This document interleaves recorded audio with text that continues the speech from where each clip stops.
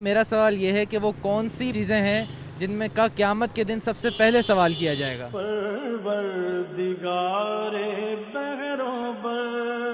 نبی کریم صلی اللہ علیہ وسلم کی ایک صلی اللہ حدیث علیہ ہے، وسلم۔ اس کے اندر آپ صلی اللہ علیہ وسلم نے 4-5 چیزوں کا ذکر فرمایا ہے کہ جب انسان کے پاؤں اپنی جگہ سے نہیں لیں گے، اس کے اندر ایک تو نماز کے بارے میں بھی سوال ہے، اس کی عمر کے بارے میں سوال ہے کہ کہاں بتایا، کہاں سے مال کمایا، کہاں خرچ کیا۔ یہ 3-4 سوال اللہ سبحانہ و تعالیٰ قیامت کے دن فرمائیں گے۔ اور ان احادیث اور بھی بعض روایت میں آتا ہے کہ نماز کے بارے میں سوال، ان کو جب جمع کریں تو ہمیں معلوم ہوتا ہے کہ اللہ سبحانہ و تعالیٰ انسان سے من حیث المجموع اپنی نماز کے بارے میں پوچھیں گے، ذریعہ آمدنی کے بارے میں پوچھیں گے، خرچ کا کیا، عمر کہاں بتائی، یہ سارے سوالات کیے جائیں گے اس سے۔ اور جتنا علم تمہارے پاس تھا اس میں سے کتنا عمل کیا۔ اور مفتی صاحب ایک بات اور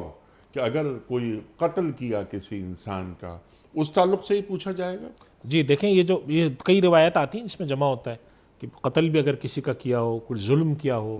اس کے بارے میں سوال کیا جائے گا۔ بعض روایت میں اس طرح کی بھی چیزیں ملتی ہیں۔ تو ان روایات کو جب ہم جوڑتے ہیں تو ہمیں معلوم ہوتا ہے کہ جو من حیث المجموع حقوق اللہ اور حقوق العباد ہیں، ان کے بارے میں مجموعی طور پہ سوال ہوگا۔ جیسے نماز کے بارے میں، حلال حرام کے بارے میں، اللہ تعالیٰ نے اگر کوئی حکم دیا ہے، کوئی علم دیا تھا، اس پہ کتنا عمل کیا، ان سب چیزوں کے بارے میں اسی لحاظ سے سوال ہوگا۔ اور یہ اللہ تعالیٰ ہمیں اس سوال سے محفوظ رکھے اور ہمیں اس سے آسانی سے گزار دے، لیکن اس سوال کے حساب سے پھر ہمیں تیار ہونا چاہیے۔ اور یہ وہی بات ہے جس کی طرف قرآن کریم میں سورہ مطففین میں اشارہ ہوا ہے کہ کیا ان لوگوں کا گمان یہ ہے کہ وہ اللہ کے آگے الا یظن اولئک انہم مبعوثون لیوم عظیم یوم یقوم الناس لرب العالمین، کہ جب اللہ کے آگے لوگ قیامت میں دن کھڑے ہوں گے اور وہ باز پرس کر رہا ہوگا، وہ پوچھ رہا ہوگا کہاں سے کمایا، کہاں خرچ کیا، کیا کیا، عمل کیا، نماز پڑھی، یہ چیزیں کی،